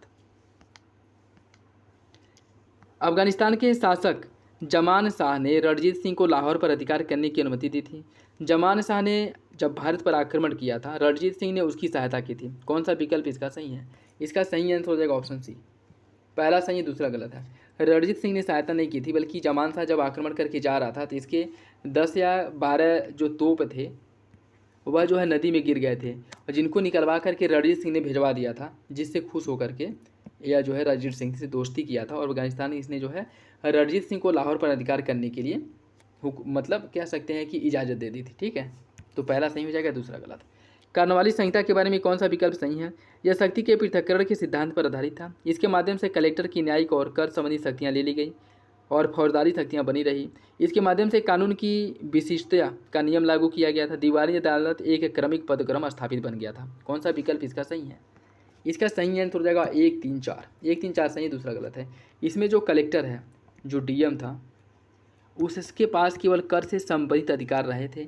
अन्य जो अधिकार हैं वह न्यायालय या कह सकते हैं न्यायाधीश को दे दी गई थी, जैसे फौजदारी से रिलेटेड हो गया और उसके साथ साथ जो न्यायिक हैं, यह दोनों अधिकार न्यायालय को दे दिए गए थे। डीएम के पास केवल कर वसूली से संबंधित अधिकार था, तो दूसरा से गलत है, बाकी तीनों विकल्प सही हैं। मौर्य काल के दौरान बनी गुफाओं की प्रमुख विशेषता अत्यधिक पालिशदार भीतरी दीवारों व अलंकृत है। शुंग राजवंश ने इस स्तूपों को सुंदरतापूर्वक अलंकृत प्रवेश द्वारों के रूप में तोरण का निर्माण करवाया। कौन सा विकल्प सही है? इसका सही आंसर हो जाएगा ऑप्शन सी। दोनों विकल्प जो है वो सही है, दोनों विकल्प सही हैं। इंग्लैंड की संसद में 1720 ईस्वी में एक कानून बनाकर के इंग्लैंड में भारतीय रेशमी व सूती कपड़ा पहनने वालों पर जुर्माना लगाने का निर्णय लिया गया था। इंग्लैंड में भारतीय कपड़ों तथा वस्तुओं की मांग बढ़ने के कारण बड़े पैमाने पर सोना चांदी भारत आ रहा था। कौन सा विकल्प इसका सही है? इसका जो सही आंसर है वो हो जाएगा ऑप्शन ए। कथन और कार्य दोनों सही, आगे की सही व्याख्या करता है। उसमें भारतीय वस्त्रों की डिमांड जो है विदेशों में बहुत ज़्यादा थी और इसके बदले में भारत को बहुत अधिक मात्रा में धन की प्राप्ति होती थी, जिसको रोकने के लिए ये अब सभी जो है प्रावधान किए गए थे। लाला लाजपत राय के बारे में कौन सा विकल्प गलत है? यह स्वामी दयानंद के प्रभाव में आर्य समाजी बन गए थे। 1905 ईस्वी में गोपाल कृष्ण गोखले के साथ अंग्रेजी लोकमत को भारतीय समस्याओं तथा इच्छाओं से अवगत कराने के लिए इंग्लैंड गए थे। इन्होंने चितरंजन दास और मोतीलाल नेहरू द्वारा स्वराज दल के गठन का विरोध किया था। यह 1920 ईस्वी में कांग्रेस के कोलकाता अधिवेशन के अध्यक्ष चुने गए थे। कौन सा विकल्प गलत है? इसका सही आंसर हो जाएगा ऑप्शन सी। इनके द्वारा चितरंजन दास और मोतीलाल नेहरू द्वारा जो स्वराज दल का गठन किया गया था, इसका समर्थन किया गया था, न कि विरोध, तो ऑप्शन सी हो जाएगा। एक आंदोलन के बारे में कौन सा विकल्प सही है? एक आंदोलन हरदोई, बहराइच, सुल्तानपुर, बाराबंकी और सीतापुर क्षेत्र में हुआ था। यह आंदोलन के प्रमुख नेता मदारी पासी और साहरिब थे। इस आंदोलन में केवल किसान शामिल थे, जमींदार नहीं।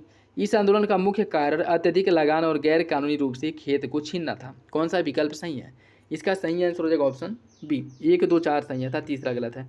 इसमें जो है किसानों के साथ साथ जमींदार भी शामिल थे, किसानों के साथ साथ जमींदार भी इसमें शामिल थे। ठीक है, तो तीसरा जो है वो गलत हो जाएगा।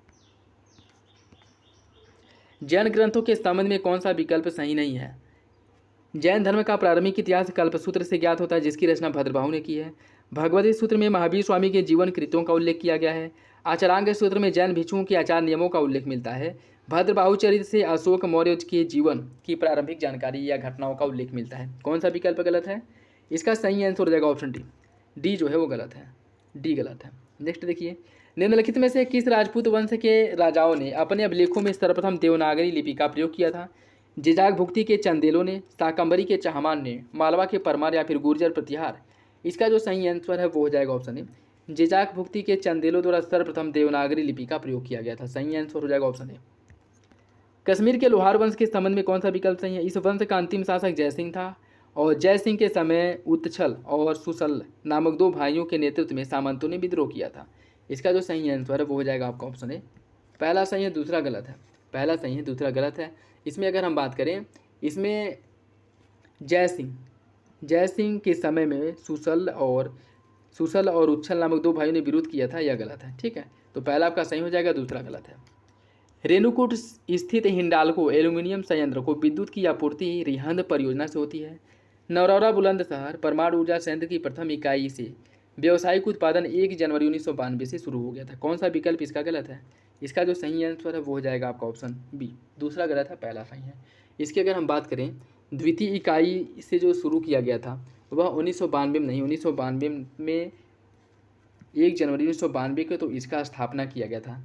जो इसकी व्यावसायिक इकाई की शुरुआत जो हुई 1992 के बाद 1994 के आसपास हुआ था, 1994 के आसपास। ठीक है, तो दूसरा गलत हो जाएगा। सिंगापुर और मलय प्रायद्वीप को अलग करता है जो आपका जोहोर जल संधि है, यह सिंगापुर और मलय प्रायद्वीप को एक दूसरे से अलग करता है। निम्नलिखित में से कौन सा ताप व्युत्क्रम में योगदान नहीं देता है? इसका हिमाच्छादित सतह, दीर्घ ठंडी रात, शांत वायु या फिर मेघाच्छादित आकाश? इसका सही आंसर ऑप्शन बी। जो दीर्घ ठंडी रातें हैं यह जो है व्युत्क्रम में ताप के व्युत्क्रम में योगदान नहीं करता है, ऑप्शन बी हो जाएगा। उत्तर प्रदेश में सबसे अधिक मेले कहाँ पे लगते हैं? देखिए, उत्तर प्रदेश में सबसे अधिक जो मेला है वो मथुरा में लगता है। मथुरा में जो लगभग 86 मेला लगता है। और इस मामले में दूसरे नंबर पे कानपुर आता है, तीसरे नंबर पे हमीरपुर, चौथे नंबर पे झांसी, आगरा पाँचवें नंबर पे और फतेहपुर छठे नंबर पे। वसूली या अधिप्राप्ति मूल्य न्यूनतम समर्थन मूल्य से हमेशा अधिक होता है, कम होता है, बराबर होता है या फिर बराबर या फिर अधिक होता है? इसका जो सही आंसर है वो हो जाएगा आपका ऑप्शन डी। देखिए, जो एमएसपी है वो हमेशा या तो बराबर होगा या अधिक होगा, किसी भी कंडीशन में यह कम नहीं होता है। ठीक है, तो ऑप्शन डी हो जाएगा। निम्नलिखित कथनों में से कौन सा विकल्प गलत है? ललितपुर जरी सिल्क साड़ी, अयोध्या गुड़, हाथरस हथकरघा, हमीरपुर जूता? कौन सा विकल्प गलत है? इसका जो सही आंसर है वो हो जाएगा ऑप्शन बी। हाथरस की अगर हम बात करें, हाथरस का जो एक जिला एक उत्पाद है वह हींग है। क्या है? हींग। तो ऑप्शन सी गलत हो जाएगा। M1 में किससे शामिल किया जाता है? जनता के पास करेंसी, बैंक के पास मांग जमा, रिजर्व बैंक के पास सने जमा या फिर चलन में करेंसी? इसका सही आंसर क्या होगा? इसका जो सही आंसर है वो हो जाएगा आपका ऑप्शन डी। चलन में जो करेंसी होती हैं उसे M1 के अंतर्गत शामिल किया जाता है, ऑप्शन डी हो जाएगा। उत्तर प्रदेश में बेला सागर नामक कृत्रिम झील किस जिले में स्थित है? बेला सागर जो कृत्रिम झील है यह है आपके महोबा में, ऑप्शन सी हो जाएगा। चिकित्सा की निम्नलिखित पद्धतियों पर विचार कीजिए। आयुर्वेद, योगा, होम्योपैथ, प्राकृतिक चिकित्सा, नेचुरोपैथी, इसमें से कौन सी चिकित्सा पद्धति जो है भारत की चिकित्सा पद्धति में शामिल है? इसका सही आंसर हो जाएगा ऑप्शन डी, ये सभी शामिल हैं। और इसके अतिरिक्त अगर हम बात करें, आयुर्वेद, योगा, यूनानी, सिद्धा, प्राकृतिक चिकित्सा, नेचुरोपैथी, होम्योपैथी, सभी इसमें जो है भारतीय की चिकित्सा पद्धति में 6 जो है चिकित्सा पद्धति को शामिल किया गया है, जिन्हें संयुक्त रूप से आयुष कहा जाता है। ठीक है, आयुष, ऑप्शन डी हो जाएगा। धोबिया राग नृत्य के संबंध में कौन सा विकल्प गलत है? यह बुंदेलखंड क्षेत्र का प्रसिद्ध नृत्य है। यह जो है केवल पुरुष नर्तकों द्वारा किया जाता है। यह जन्म, विवाह, दशहरा आदि के अवसर पर किया जाता है। यह पूर्व उत्तर प्रदेश क्षेत्र में प्रचलित है। कौन सा विकल्प गलत है? इसका सही आंसर हो जाएगा ऑप्शन ए। ऑप्शन ए जो है यह गलत है। यह जो है उत्तर प्रदेश के या पूर्वी उत्तर प्रदेश क्षेत्र में प्रचलित है। बुंदेलखंड क्षेत्र में यह नहीं देखने को मिलता। ठीक है, केवल इसका विस्तार जो है पूर्वी उत्तर प्रदेश में है। विजयनगर साम्राज्य में हाथियों का आयात श्रीलंका और पेगू से किया जाता था। भारत में उच्च कोटि के हाथी नहीं मिलते थे। कौन सा विकल्प सही है? इसका सही आंसर जो है वो हो जाएगा ऑप्शन सी। पहला सही है, दूसरा गलत। पहला सही, दूसरा गलत। भारत में भी उच्च कोटि के हाथी पाए जाते थे, लेकिन की कमी के कारण जो है हाथियों को यहाँ से भी निर्यात किया जाता था। ठीक, आयात किया जाता था, ऑप्शन सी हो जाएगा। जहांगीर के संबंध में कौन सा विकल्प गलत है? जहांगीर पुर्तगाली फादर जेवियर से ईसाई धर्म का शिक्षा ग्रहण किया था। वह दीपावली के अवसर पर जुआ खेलता था और इसके समय कंधार पर मुगलों का अधिकार बना रहा। मेवाड़ के शासक अमर सिंह ने इन्हें 1615 ईस्वी में इसने एक संधि की, जिसके बाद जो है इसने मेवाड़ के शासक जो थे वो जहांगीर की अधीनता स्वीकार कर लेते हैं। कौन सा विकल्प गलत है? इसका जो सही आंसर है वो हो जाएगा ऑप्शन सी। इसने कंधार पर मुगलों का अधिकार हो गया था इसके समय, यह गलत है। इसके समय कंधार जो है मुगलों के हाथ से निकल गया था, ऑप्शन सी हो जाएगा। विपणन सत्र 24-25 के संदर्भ में खरीफ उपज के न्यूनतम समर्थन मूल्य के बारे में कौन सा विकल्प सही नहीं है? पिछले वर्ष की तुलना में इस वर्ष सबसे अधिक 983 रुपये प्रति कुंतल की जो वृद्धि है वह नाइजर सीड के न्यूनतम समर्थन मूल्य में किया गया है। धान के न्यूनतम समर्थन मूल्य में 170 रुपये की वृद्धि की गई है। नए समर्थन मूल्य में लागत पर सबसे अधिक प्रतिफल जो है बाजरा पर किसानों को प्राप्त होगा, जिसके अंतर्गत इसे 77% प्राप्त होगा। ठीक है, इसकी लागत का जो है 77% जो है प्रतिफल के रूप में प्राप्त होगा। नए समर्थन मूल्य इस प्रकार निर्धारित किए गए हैं ताकि किसानों को उनकी उपज की अखिल भारतीय भारित औसत उत्पादन लागत का न्यूनतम 2 गुना प्राप्त हो सके। कौन सा विकल्प इसका गलत है? इसका जो सही आंसर वो हो जाएगा ऑप्शन डी। डी जो है वो आपका गलत हो जाएगा। ठीक है, इसमें जो प्राप्त होने की बात की गई है वह 2 गुना नहीं है। ठीक है, 2 गुना नहीं है, इसमें यह प्रावधान किया गया है कि लागत का न्यूनतम जो है 1.5 गुना प्राप्त हो। ठीक है, कितना 1.5 गुना प्राप्त हो, तो सही आंसर हो जाएगा ऑप्शन डी। वाणिज्य एवं उद्योग मंत्रालय के उद्योग एवं आंतरिक व्यापार संवर्धन विभाग के द्वारा वित्तीय वर्ष 2023-24 की शुद्ध एवं सकल विदेश व्यापार निवेश से संबंधित आंकड़ों जो जारी किए गए हैं उसके बारे में कौन सा विकल्प सही है? पूर्व वर्ष 23-24 की अपेक्षा 22-23 की अपेक्षा 23-24 में प्रत्यक्ष विदेशी निवेश में वृद्धि हुआ है। वित्तीय वर्ष 23-24 में भारत में प्रत्यक्ष विदेश निवेश करने वाले शीर्ष देशों में पहले नंबर पर सिंगापुर, मॉरिशस और फिर अमेरिका है। कौन सा विकल्प सही है? इसका सही आंसर है ऑप्शन बी। दूसरा सही है, पहला गलत है। इसमें जो है बढ़ोतरी नहीं बल्कि कमी हुआ है पिछले वर्ष की तुलना में। केंद्रीय मंत्रिमंडल ने 19 जून 2024 को एक नए ग्रीनफील्ड बंदरगाह के निर्माण को मंजूरी दी है। इसकी स्थापना महाराष्ट्र के बदाऊं में की जाएगी। पूर्ण निर्माण होने पर यह बंदरगाह विश्व के शीर्ष 10 बंदरगाहों में शामिल हो जाएगा और इसके निर्माण से लगभग 12 लाख व्यक्तियों को प्रत्यक्ष और अप्रत्यक्ष रूप से रोजगार मिलेगा। कौन सा विकल्प सही है? इसका सही आंसर ऑप्शन है, सभी विकल्प जो है सही है। वायुमंडल में विभिन्न गैस एवं निश्चित अनुपात में पाए जाते हैं। कौन सा विकल्प गलत है? देखिए, आर्गन जो है 0.93, कार्बन 0.36, हीलियम 0.005, नियान 0.002। कौन सा विकल्प गलत है? इसका जो सही आंसर है वो हो जाएगा ऑप्शन सी। हीलियम जो है 0.0005% पाया जाता है। ठीक है, तो ऑप्शन सी गलत है, अन्य सभी विकल्प आपके सही हैं। समताप मंडल का निचले भाग अर्थात 20 किलोमीटर की ऊंचाई तक तापमान लगभग स्थिर रहता है, परंतु ऊपरी भाग 50 किलोमीटर की ऊंचाई तक तापमान क्रमशः बढ़ता जाता है। 20 किलोमीटर से 35 किलोमीटर की ऊंचाई तक ओजोन परत की सघनता अधिक होती है, जो सूर्य के परावैंगनिक किरणों की अवशोषण करता है। कौन सा विकल्प सही है? इसका जो सही आंसर है वो हो जाएगा ऑप्शन ए। कथन और कारण दोनों सही और आर्य की सही व्याख्या करता है, ऑप्शन ए हो जाएगा। हाल ही में चर्चा में रहा विद्युत रक्षक क्या है? सौर ऊर्जा से संचालित होने वाला हेलीकॉप्टर। देखिए, विद्युत रक्षक की अगर हम बात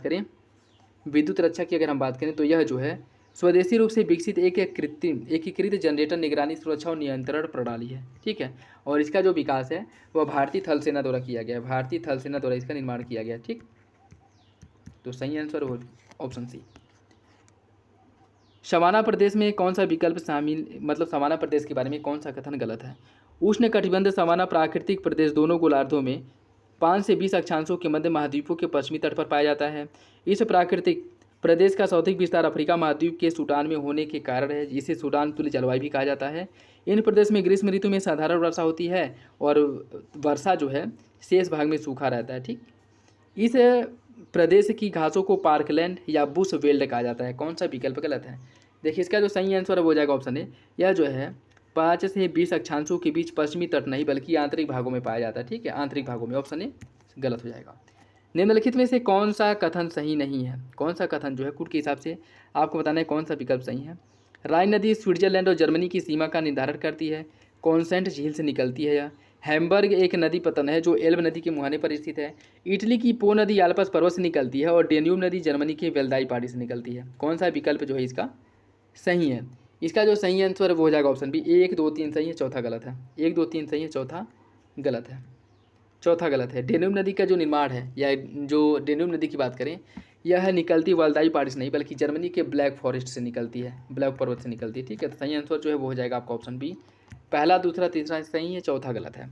भारत की कुल नगरीय जनसंख्या में उत्तर प्रदेश का योगदान कितना है? इसका जो सही आंसर है वो हो जाएगा आपका ऑप्शन 11.79%। और इस मामले में जो है उत्तर प्रदेश दूसरे नंबर पे है, पहले नंबर पे महाराष्ट्र है।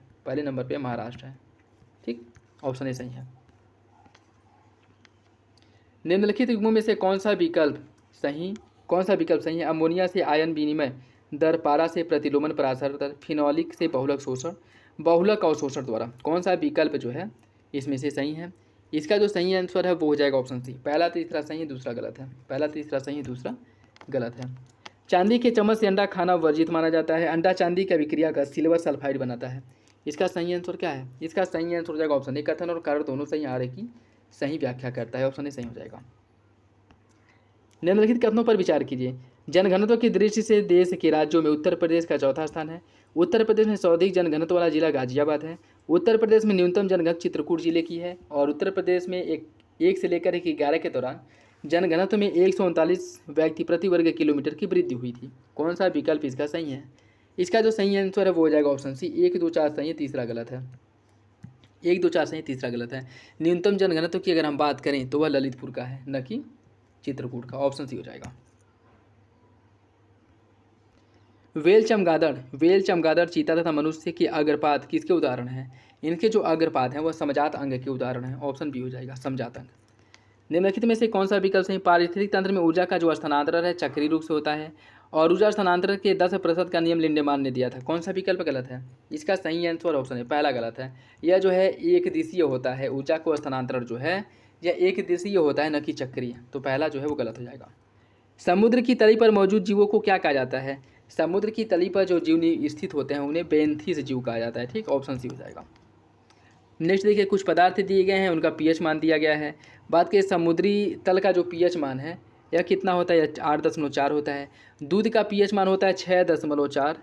सिरका का पीएच मान होता है 2.4 और शराब का पीएच मान 2.8 होता है। सही आंसर हो जाएगा ऑप्शन सी, 2, 4, 1, 3। 2, 4, 1, 3। बायोगैस उत्पादन में प्रयोग किया जाता है किसका? बायोगैस के उत्पादन में किसका उपयोग किया जाता है? इसके उत्पादन में आर्की बैक्टीरिया का उपयोग किया जाता है बायोगैस के उत्पादन में। ऑप्शन सी हो जाएगा, ऑप्शन सी।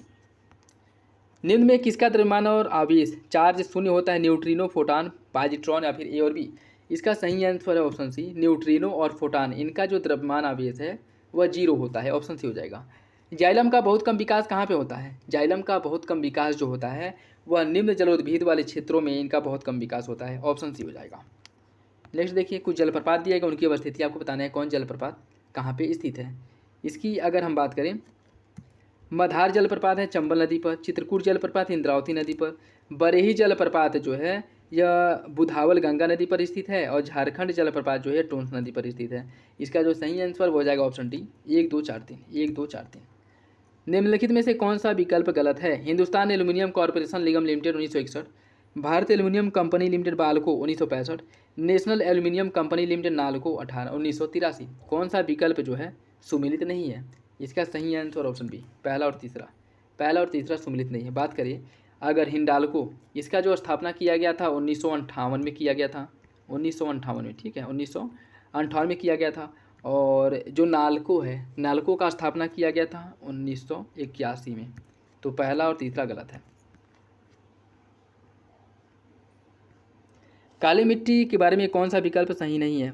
यह मिट्टी भारत के 16.6% भूभाग पर पाई जाती है। इसका सर्वाधिक विकास महाराष्ट्र में हुआ है। इसमें नाइट्रोजन और फास्फोरस पदार्थ की अधिकता पाई जाती है। इस मिट्टी को स्वतः जुताई वाली मिट्टी का है। देखिए इसकी अगर हम बात करें, इसमें नाइट्रोजन और फास्फोरस की कमी पाई जाती है। ठीक है, तो सही आंसर जो है वो सी हो जाएगा। पूरी तट पर स्थित बंदरगाहों का जो है उत्तर से दक्षिण क्रम में आपको बैठाना है, वो करना है। ठीक है, तो इसमें अगर हम बात करें, सबसे पहले आ जाएगा आपका 4 मल्लपुरम, उसके बाद है पुदुचेरी, फिर है कराईकल, फिर है नागापट्टनम। ठीक, सही आंसर हो जाएगा आपका ऑप्शन है। उत्तर प्रदेश के विशेष आर्थिक जोन के संबंध में कौन सा विकल्प सही है? रत्न और आभूषण के निर्यात को प्रोत्साहन देने के लिए नोएडा में एक विशेष आर्थिक क्षेत्र की स्थापना किया गया है। इलेक्ट्रॉनिक सॉफ्टवेयर के निर्यात को बढ़ावा देने के लिए मुरादाबाद में विशेष आर्थिक क्षेत्र स्थापित किया गया है। कौन सा विकल्प सही है? इसका सही आंसर है ऑप्शन सी, दोनों विकल्प जो है वो सही हो जाएगा। दोनों विकल्प सही हैं। निम्नलिखित में से कौन सा विकल्प सुमिलित नहीं है? केंद्रीय सतर्कता आयोग का गठन 1964, केंद्रीय अन्वेषण ब्यूरो 63, प्रवर्तन निदेशालय 1956 और भ्रष्टाचार निरोधक कानून 1965। कौन सा विकल्प गलत है? इसका जो सही आंसर है वो हो जाएगा आपका ऑप्शन डी, भ्रष्टाचार निरोधक कानून। इसका स्थापना 1965 नहीं बल्कि 1988 में किया गया था, 1988 में। तो डी जो है वो गलत हो जाएगा। नेक्स्ट देखिए, सूची फर्स्ट को सूची सेकंड से सुमिलित करना है। सूची फर्स्ट को सूची सेकंड से सुमिलित करना है। इसकी अगर हम बात करें, ख्याल नृत्य, यह जो है बुंदेलखंड से संबंधित है। घड़ा नृत्य का संबंध है ब्रज क्षेत्र से। जोगनी नृत्य जो है इसका संबंध अवध से है। और नटवारी का है पूर्वांचल से। सही आंसर जो हो जाएगा ऑप्शन 3, 1, 4, 2 ऑप्शन बी हो जाएगा। सौर ऊर्जा तथा उत्पादकता के क्षेत्रीय प्रारूप में घनिष्ठता संबंध होता है। पारिस्थितिक तंत्र की उत्पादकता मुख्यतः सौर ऊर्जा द्वारा नियंत्रित होती है। कौन सा विकल्प इसका सही है? इसका सही आंसर है ऑप्शन ए। कथन और काट दोनों सही और आगे की सही व्याख्या करता है। उत्तर प्रदेश में सहभागी वन प्रबंधन योजना चलाई जा रही है किसके सहयोग से? यह चलाया जा रहा है जापान के सहयोग से। मार्च 2024 में किस राज्य में देश का पहला ऑयल पॉम प्रोसेसिंग संयंत्र प्रारंभ किया गया है? यह जो है प्रारंभ किया गया इसे अरुणाचल प्रदेश में। ऑप्शन ए हो जाएगा। अरुणाचल प्रदेश में इसका शुरुआत किया गया है। और मार्च 2024 में मनाए गए विश्व प्रसन्नता दिवस के बारे में कौन सा विकल्प सही है?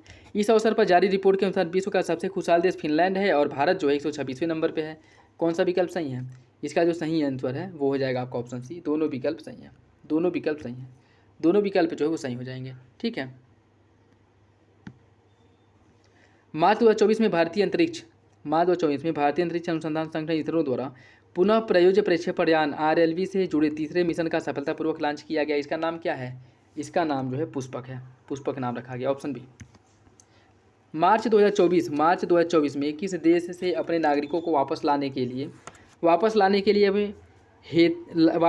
भारत सरकार द्वारा ऑपरेशन इंद्रावती चलाया गया था? देखिए ऑपरेशन इंद्रावती जो चलाया गया था हैती से अपने नागरिकों को वापस लाने के लिए। Option C. मार्च 2024 में संयुक्त राष्ट्र विकास कार्यक्रम UNDP द्वारा जारी मानव विकास सूचकांक 2023-24 में भारत का स्थान क्या है? भारत जो है 2023-24 में 134वें नंबर पे है। मार्च 2024 में भारत के पड़ोसी देश नेपाल द्वारा पर्यटन उद्योग को बढ़ावा देने के उद्देश्य से निम्नलिखित में से किस शहर को पर्यटन राजधानी घोषित किया गया है? पोखरा, जो नेपाल का पोखरा जिला है इसको जो है पर्यटन राजधानी के रूप में घोषित किया गया है। मार्च 2024 में भारत एवं किस देश के मध्य में लिमेतिया 2024 नामक संयुक्त अभ्यास किया गया था? देखिए लिमेतिया का जो आयोजन है वह भारत और सेशेल्स के बीच में हुआ था। मार्च 2024 में निम्नलिखित में से किस भारतीय लेखक को जलवायु संकट एवं प्रकृति के साथ मानवीय संबंधों पर अपने योगदान के लिए इरास्मस पुरस्कार दिया गया था? इरास्मस पुरस्कार 2024 से सम्मानित किया गया था। यह पुरस्कार अमिताभ घोष को प्राप्त हुआ था। किसे? अमिताभ घोष को। Option A. मार्च 2024 में निम्नलिखित राज्यों में से कौन सा एक विधवा पुनर्विवाह प्रोत्साहन योजना प्रारंभ करने वाला भारत का पहला राज्य बना है? इसका जो सही आंसर वो हो जाएगा ऑप्शन डी झारखंड। और वो विधवाएं जो पुनः विवाह करेंगी उनको जो है 2 लाख रुपए आर्थिक सहायता भी दिया जाएगा। ठीक है, तो ऑप्शन डी हो जाएगा। मार्च 2024 में भारत के किस राज्य केंद्र शासित प्रदेश में पशु तस्करी को रोकने के लिए ऑपरेशन कामधेनु चलाया गया था? ऑपरेशन कामधेनु चलाया गया था जम्मू कश्मीर में। ऑप्शन सी हो जाएगा, पशु तस्करी को रोकने के लिए। निम्नलिखित युग्मों में से कौन सा एक सही सुमेलित है? कुछ दिवस और तिथि। विश्व वन्यजीव दिवस 3 मार्च, विश्व वानिकी दिवस 21 मार्च, विश्व जल दिवस 22 मार्च। कौन सा विकल्प सही है? ऑप्शन डी सही हो जाएगा। अर्थात सभी विकल्प जो है वो सही है। सभी विकल्प इसके सही हैं। मार्च 2024 में नागरिकों की वित्तीय धोखाधड़ी से बचाने के लिए भारत सरकार द्वारा किस नाम से एक डिजिटल प्लेटफॉर्म लॉन्च किया गया है? यह जो लॉन्च किया गया डिजिटल प्लेटफॉर्म इसका नाम है चक्षु। और पिछले प्रैक्टिस सेट्स में जो है हम लोग इसके बारे में पढ़े थे। मार्च 2024 में सुप्रीम कोर्ट के किस पूर्व न्यायाधीश को लोकपाल का उपाध्यक्ष नियुक्त किया गया है? MM खानविलकर को। Option A. MM खानविलकर को। Option A. और पहले जो लोकपाल थे वो पिनाकी चंद्र घोष थे। ये भी याद रखेगा। मार्च 2024 में मुंबई भारत में आयोजित मिस वर्ल्ड 2024 प्रतियोगिता में किस देश की क्रिस्टीना प्लिस्कोवा ने यह खिताब जीत लिया था? क्रिस्टीना प्लिस्कोवा जो है यह चेक गणराज्य की है। ऑप्शन सी हो जाएगा। मार्च 2024 में किस यात्री विमान कंपनी द्वारा समा 2.0 नाम से विश्व की पहली AI एयर होस्टेस प्रस्तुत किया गया है? यह जो है कतर एयरवेज द्वारा जो AI एयर होस्टेस हैं जिसका नाम समा 2.0 है कतर एयरवेज द्वारा प्रस्तुत किया गया है। निम्नलिखित में से किस भारतीय उद्योगपति को मार्च 2024 में ब्रिटेन के राजा चार्ल्स द्वारा नाइट की उपाधि दी गई थी? किसे दी गई थी? यह पुरस्कार जो है वह दी गई थी सुनील भारती मित्तल को। सुनील भारती मित्तल को यह पुरस्कार दिया गया था। मार्च 2024 में किस देश की यात्रा के दौरान भारतीय प्रधानमंत्री को उस देश के सर्वोच्च सम्मान order of the drug Gyalpo से सम्मानित किया गया था? यह जो है भूटान का सर्वोच्च सम्मान है जिसे प्रधानमंत्री नरेंद्र मोदी को मार्च में जब वह भूटान की यात्रा पर थे तब दिया गया था। हाल ही में केंद्रीय कौशल विकास एवं उद्यमिता मंत्रालय द्वारा किन 2 शहरों में ड्रोन दीदी योजना पायलट परियोजना के संचालन हेतु महिंद्रा और महिंद्रा लिमिटेड के साथ समझौता किया गया है? देखिए यह पायलट परियोजना शुरू किया गया है नोएडा और हैदराबाद में इसकी शुरुआत की गई है। नोएडा और हैदराबाद में। मार्च 2024 में निम्नलिखित में से कौन भारतीय पैरालंपिक समिट के अध्यक्ष बने हैं? देवेंद्र झंझड़िया। ऑप्शन ए हो जाएगा देवेंद्र झंझड़िया। मार्च 2024 में OpenAI द्वारा किसके साथ मिलकर के AI सुपर कंप्यूटर स्टारगेट विकसित करने की घोषणा की गई है। यह जो है माइक्रोसॉफ्ट के साथ मिलकर के इसकी स्टारगेट की विकसित करेगा। मार्च 2024 में किस राज्य के माजुली मुखौटा और पांडुलिपि पेंटिंग को GI टैग दिया गया है? असम के माजुली मुखौटा और पांडुलिपि पेंटिंग को GI टैग प्रदान किया गया है। मार्च 2024 में किस दक्षिण अमेरिकी देश ने डेंगू बुखार के प्रकोप को देखते हुए स्वास्थ्य आपातकाल घोषित किया था? स्वास्थ्य आपातकाल जो है डेंगू के कारण पेरू द्वारा घोषित किया गया था। मार्च 2024 में भारतीय निर्वाचन आयोग ने किस मंत्रालय के साथ मिलकर के मेरा पहला वोट देश के लिए अभियान चलाया था? यह जो है शिक्षा मंत्रालय के साथ मिलकर के इस पहल की शुरुआत की थी, जिससे अधिक से अधिक लोगों को वोट करने के लिए प्रोत्साहित किया जाए। नेक्स्ट देखिए आज का लास्ट क्वेश्चन। मार्च 2024 में अलेक्जेंडर स्टॉप किस देश के नए राष्ट्रपति बने हैं? अलेक्जेंडर स्टॉप जो है यह फिनलैंड के नए राष्ट्रपति बने हैं। तो ये था आज का last question. I hope video आप लोगों को अच्छा लगा होगा। वीडियो पसंद है तो लाइक ज़रूर कर दिया करें, अपने दोस्तों साथियों के साथ वीडियो शेयर कर दें, और इसके साथ अगर किसी भी क्वेश्चन को लेकर के कोई डाउट हो, कन्फ्यूजन हो, कमेंट बॉक्स में कमेंट करके पूछ सकते हैं। तो चलिए मिलते हैं अगली वीडियो में, तब तक के लिए धन्यवाद। जय हिंद।